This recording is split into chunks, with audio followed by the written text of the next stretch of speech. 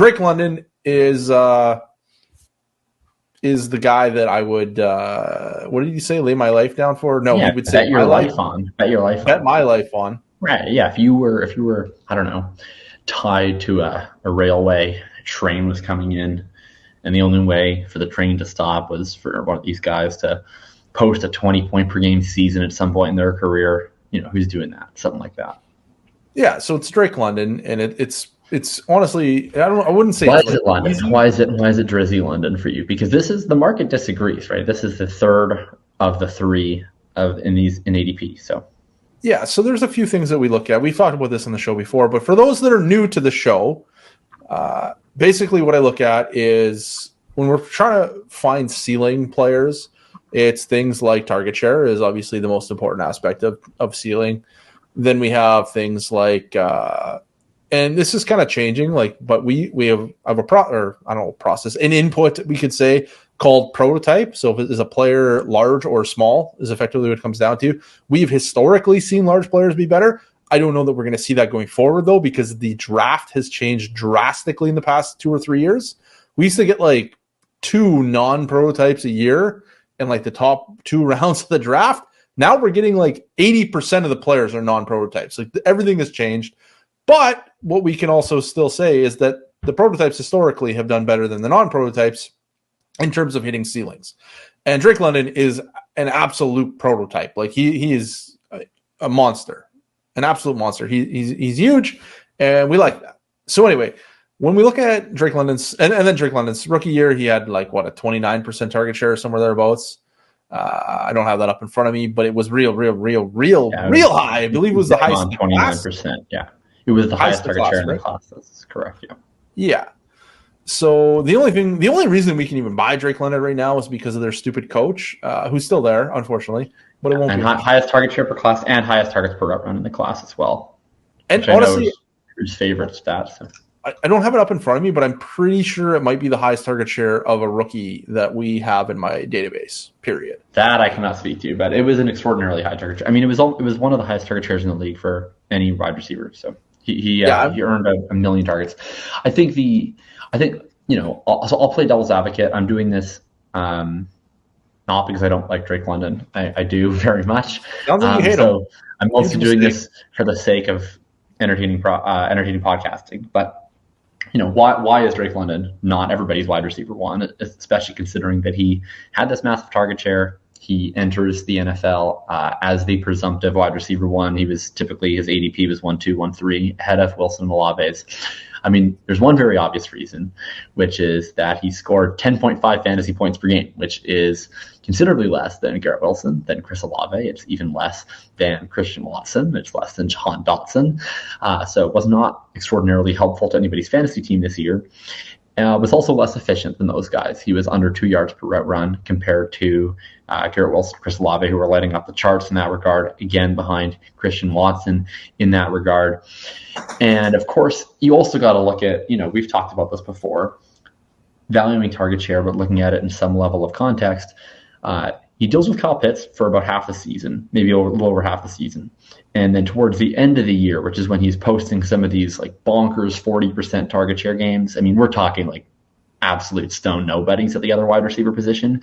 Do you have any concerns that, some of his volume, I don't know if I would say it's less earned, but the fact that a lot of his volume was coming in the confines of a really low volume passing offense with with less weapons. Do you see his volume as being a little bit less sustainable maybe than what some of the other wide receivers put up in this class? And are you worried at all that he wasn't creating the same level of explosive plays that some of these other wide receivers were? I think the biggest thing there is that we're basically looking at Drake London and saying, is he going to grow in target share? We normally see year 2 target share growth. I doubt we're going to see year 2 target share growth, but we can probably actually see a lot of fall in his target share, and he'll still be the most heavily targeted on a share percentage of the class next year. And to be clear, he was 5th in the NFL in target share. So we have no need for his target share to go up. What we need is that target share to actually translate to usable fantasy production. Yeah, basically what we need is the Atlanta Falcons to throw the football. That's really the only thing that we need. Drake. So I just found it here. I looked it up because I was curious after I said that out loud. I was embarrassed. What if I was wrong? The highest rookie year target share is in fact not Drake London. That was a dirty lie. I apologize to everyone listening. He was actually second. The highest was 31.8% via Anquan Bolden, who went on to 3 top 5 seasons. The second highest, Drake London, naturally, at 29%. Odell Beckham Jr. came in third with a 28.2%. He had 2 top 5 seasons. And Andre Johnson was fourth with a 27%. And he put up 4 top 5 seasons.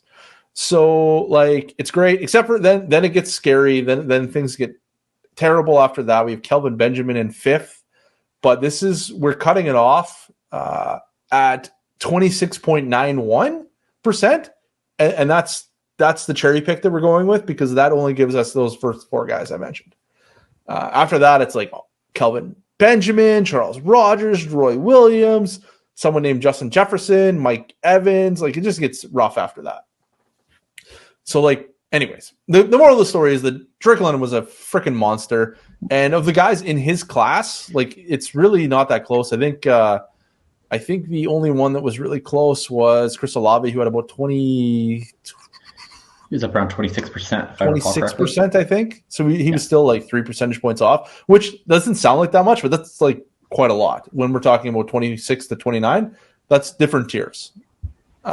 So, anyways. Yeah, he was 26% target share, 25% targets per route run. I mean, still fantastic, elite figures for really good. And you know, honestly, I think with Olave, I mean, the difference really is, Garret Wilson, depending on what we think Elijah Moore is after year 2, which is a matter of reasonable dispute. I think we could make an argument, you know, Corey Davis, at the very least, a professional wide receiver. I think we can make an argument Garret Wilson probably of these 3 has the most to deal with in terms of target competition. I mean, Chris Olave certainly did provide more explosive plays than Drake London. He did provide more fantasy points that were usable this year than Drake London. But from a target competition perspective, like, his was not any better than Drake London's. It was probably worse. At least London had to deal with Pitts for half the year. Olave was dealing with Thomas for 2 games. Jarvis Landry was injured/washed almost immediately into the season after he started with a couple of decent games. It was Olave, Rashid Shaheed. I'm not even sure I can actually name another Saints wide receiver. I'm trying. Traquan Smith was still there. Marquez Callaway. The third rounder that everyone loved a few years ago. Yeah. It was bad. So that wasn't really a different factor there where you could hold that against London and not Olave. I will make. So I was playing devil's advocate before, but I'm quite in on Drake London as well. I honestly don't really actually have much of an opinion between these 3 as to who I like the most. I think that they all seem fantastic, and I don't have like a strong lean. The guy I'm most in at cost, just by virtue of that, ends up being London because he's typically the guy who goes cheapest of the 3 of them. What I think is really important to understand about Drake London is that I think people will hear that list of all these elite wide receivers and they'll hear Kelvin Benjamin, who sucks. And I think that will confirm some of their apprehensions about him, which is the idea that he's a slow, unexplosive player. Is he actually even that good? Because sure, he got all this volume, but he didn't turn it into any production. You know, they didn't throw the ball very much. What if he was just a function of this crappy offense and that volume's not sustainable? He's never going to produce efficiently. I think that it's worth noting Kelvin Benjamin had a 73 PFF grade as a rookie, which is like totally fine. It's not terrible. It's not great. It's just like an average, maybe an average to good rookie PFF grade. Drake London's was elite. Drake London was up over 80, easily cleared up over 80. I believe it was 83. It was 85.3, but who's counting? Oh, 85. Okay. So him, Garret Wilson, and Chris Olave all clear the magical 80 PFF grade threshold in their rookie years.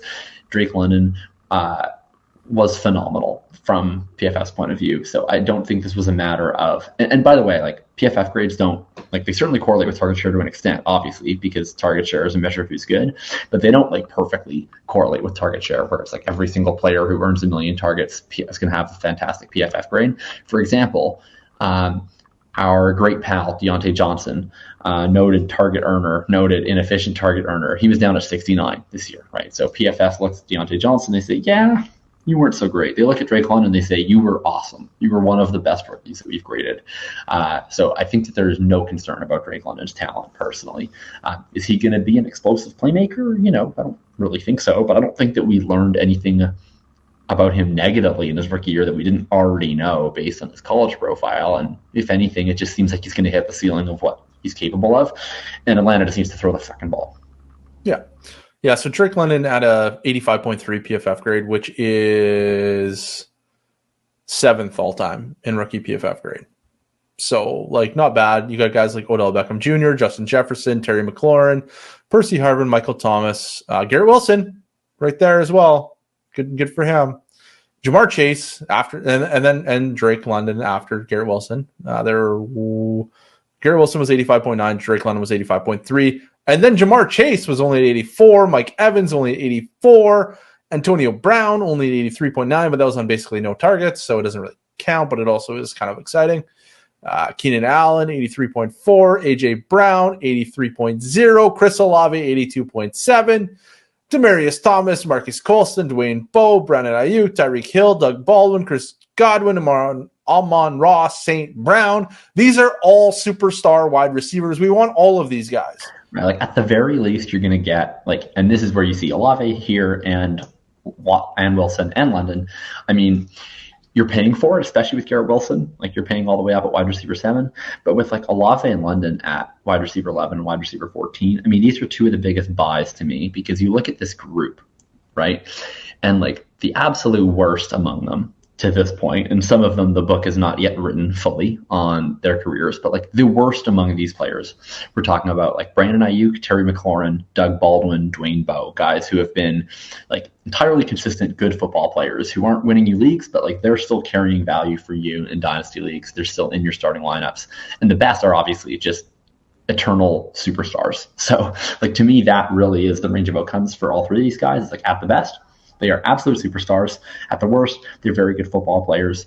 And taking London as a high-end wide receiver 2 in Dynasty, Olave as a back-end wide receiver 1, it's mostly all upside, and the floor is just so high. So I'm really interested. And Doug Baldwin, who you're being this is a worst case scenario, had 2 top 12 seasons. Right. It's not that bad. Yeah. No. Dwayne Bowe only had 1, but that's a top 12 season. He had a top 12 season. These guys are all basically really, really good. Let's talk about the other two a little bit more, and so maybe where we would disagree. I like London, pretty much just as much as you like London. I think that you're maybe a little lower on Wilson and Olave than I am. Do you have any low on Olave? Well, your answer was your pick. If you could pick any of the 3, was London. My answer would be all of them. I don't know. I'm just copping out. I view them basically the same. I think I'll give you my vibes take. I mean, my vibes take alone is that Garrett Wilson, in my opinion, is the most dynamic of the 3. I just think from a ceiling perspective, from a watching them perspective, he's the guy who moves most special. He's the guy who I think will demand the most defensive attention and the most unique deployment. If I was to bet my life on which one of these guys is going to be the wide receiver 1 overall in fantasy, that's probably my pick. But I don't really have any numerical reason to back that up as him. Which guy was this? Better than the other 2. Garrett Wilson would be my pick. But I think that the market is whatever vibes that I'm picking up on, I'm not the only one picking up on these vibes. There's a reason why he separated himself from the other 2, and it's not a statistical reason. If anything, statistically, he's probably the 3rd of the 3. So I think that the market is fully baked in those vibes to the point where I'm not buying him at a higher rate than the other 2. And in fact, if someone wants to pay me a 2nd round pick in any year to convert Garrett Wilson to either Olave or London, that's a pretty easy yes for me. Yeah, I think that Garrett Wilson would be my number 2 for sure. I think Olave, I feel I get a lot of flack for not loving Olave, and it's not that I don't I've Olave right now ranked as a must buy. I don't dislike Olave at his cost. I just like the other guys better. But one of the things that I think kind of gets overlooked sometimes is because I put these players into these what do you call it? I give them prospect grades, right? There's bulletproof and coin flip and long shot and so on and so forth. But even within those prospect grades, there's still room for analysis that not every coin flip is the same coin flip. And now we're looking at the sophomore comps. It's not every sophomore comp that has really good sophomore comps is the same. Like there's still other factors that we aren't exactly capturing. One of them with Chris Olave is that he's a senior. The other two guys are first-time eligible declares. And I don't think that matters a whole lot at this point because I think Chris Olave did enough in his rookie year that I'm like fine with whatever. But I also am like, if I got to pick between the three, I'm just going to pick the one that doesn't have that red flag, even though it's like fairly minor at this point, given that we've seen other players do what Chris Olave has done that are also first-time early declares. And like we should have confidence that it's going to happen. But when you look at the whole arc, then it's like, well, actually, no, I do like the other guys better. It's the same thing with like draft capital. Like draft capital, we have profile eraser draft capital guys like Amon-Ra St. Brown last year. Right. We would not have valued Amon-Ra St. Brown. Now we do. But coming off of only his rookie season, we would not have valued Amon-Ra St. Brown as highly as we value these three wide receivers. Exactly. Like he did everything that these guys did as a rookie. But there's that red flag being like, well, this guy's a fourth round pick. Like there's a shadow of a doubt here. Whereas these other guys are all like high first round picks. It's like, well, there's like if we're going to nitpick here, we're going to nitpick and it's going to be nits. It's not going to be like, whoa. Yeah. I mean, we talked a lot on a previous episode, like a lot. So we don't need to go all the way back into it about like how much we should still hold Chris Olave's declare status against him. And, people want to listen back. I can't remember the exact name of that episode, but it was in one of our in-season episodes. And I made a case of why I think that it's not as worth holding against him at this point. Drew felt that it was. I mean, I do agree. He was like wide receiver 3 at that time. Yeah. I think that his market price kind of came down for no like particularly good reason. I don't really know why. Olave? Yeah. Yeah, his price came way down. Yeah. Now I love it. I don't really understand why. Like he wasn't as good towards the end of the season, but I don't know. Does that really? I don't know. People do weird things with the market. It doesn't make a whole lot of sense. Yeah, I mean, I think that after maybe this is my most substantive take, right? So we have obviously Chase and Jefferson kind of get their own tier. I think CeeDee Lamb, just based off of what he was able to do as a target dominator, his age, and that he already has the quarterback situation locked in for the foreseeable future with Dak. Like I think he can separate from the rest of this pack. I think that A.J. Brown is a step ahead of the rest of these guys from a skill perspective, but he is a little bit older, and he does have the Hurts is a great quarterback, but we're not going to get the volume ceiling that like a Dak Prescott offense necessarily has. But I think you can kind of take that one either way. But in terms of looking at these three guys as they're intermingled with the Waddles and Higginses and Amon-Ra St. Browns of Dynasty World, like I like all three of these guys better than any of those other wide receivers because I think like frankly, part of it is just sample size. And I think the negative sample size works against them. You look at all of the sample size of wide receivers who've had rookie seasons like this, the 4 is extraordinarily high. So I don't really see there being a whole lot of downside risk here in any of these profiles. And then you look at it and it's like, well, what do I think is more likely, in terms of a guy who's going to be a perennial 20-point per game scorer? Betting on the young guy, betting on like the one who is just a rookie, or betting on the guy we've seen 2 years of data or 3 years of data on, right? And I would just go with the one with the least amount of data, right? Like I don't think that T. Higgins is ever going to be a perennial 30% target share, 20 points per game guy. I don't say I would think that any of these three are going to be a perennial 20 points per game player either, because I don't think that about any player until they are. But I think it's more likely, right? It's more likely because we haven't seen as much, right? And so I think that these are the guys that, if there's any wide receivers that I'm taking the start at, it probably is these guys. It's probably not Wilson, only because he always goes first. And I would just rather pay a round and a half less for Olave in London. But when I put out my startup meta, it was like probably the only wide receivers that I'm actively targeting in the first 4 rounds are either like whoever is the last of the elite veteran producers, like whoever goes last out of like Kupp, Diggs, Adams, Tyreek Hill, that kind of crew, or Olave and Drake London. And especially Drake London being whoever kind of goes last. Makes sense. Like if you look at, let me just tell you the sophomore comps for like Garret Wilson and Drake London. Like Drake London doesn't really have any sophomore comps because his season was so bizarre. Like you never have an 85 PFF grade when you also only score 10.5 points per game, because the Falcons had historically low pass volume. Imagine if you also had a target earning column in your sophomore comps. Like, what a bizarro season, right? 29% target share. The most ridiculous thing ever. 85 PFF grade. Yards per route run near 2. And he ends up with 10 points per game. There's probably never been a receiver season like that. Never mind rookie. I doubt it. Like, it just doesn't happen. Like, it cannot be explained how low the Atlanta Falcons pass volume was. Like, it was like less than Lamar Jackson. It was slightly more than Justin Fields, but less than Lamar Jackson. Yeah, like the 2022 Atlanta Falcons like will break any sort of comp mechanism. And yeah, I looked up 2.07 yards per route run, so even better than I said. I was working off a slightly old piece of data, and he finished so strong that his like last game that I didn't have inputted actually made a pretty material difference. Yeah. I mean, you'll never see a 29% target share and an over 2 yards per route run turn into less points per game ever for the rest of your life. I promise you. Yeah, but like I ran it a whole bunch of different ways to kind of like expand it, but it's not like true comps because he just literally doesn't have any true comps because there's nothing like this in the history of my process. Garrett Wilson's comps are like exactly what you would expect: AJ Brown, Percy Harvin, Dwayne Bowe, Terry McLaurin. Just a bunch of dudes that are real good at football. Interestingly, none of them have had a top 24 or top 5 season yet. But I don't think that is really telling us anything. I think that's just it's hard to have top 5 seasons. So, I mean, yeah. I'm always going to cape for my boy. AJ Brown is more than good enough to have had multiple top 5 seasons at this point. I mean, it hasn't worked out, but I mean, if you look at any sort of like just wide receiver independent metrics, guys. Like if AJ Brown was that good, the offensive coordinator, the quarterback should have said, "Let's just pass more." It'd be nice. I mean, they passed fine. He's fucking scrambling. All right, let's move on to this next group.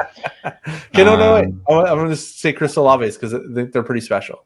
You ready? Oh yeah.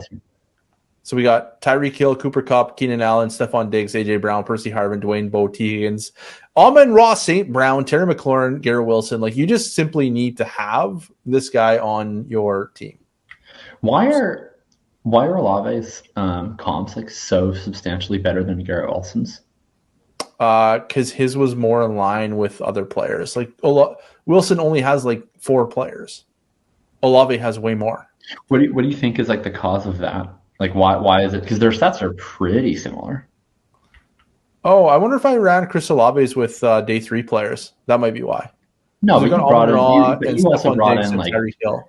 Yeah, but you brought in like T. Higgins. You have a lot of guys, and you had Terry. 13 This is dead air. No, it's because Garrett Wilson's PFF grade's too high. But it's okay. I see. So he's just too good. He's too good. So all these guys that were too good. This is why it's like an imperfect science, right? Like you can't look at Garrett Wilson's and be like, oh, actually, he's not that good because he was just better than all the players that were actually really good. Right. I see. That would be dumb. So we just take them all. Like even in anything like this, you have to take it with the context of like what's going into it. And when you look at Garrett Wilson in each individual metric, he's incredible, which is why we love him. So, yeah. Anyways.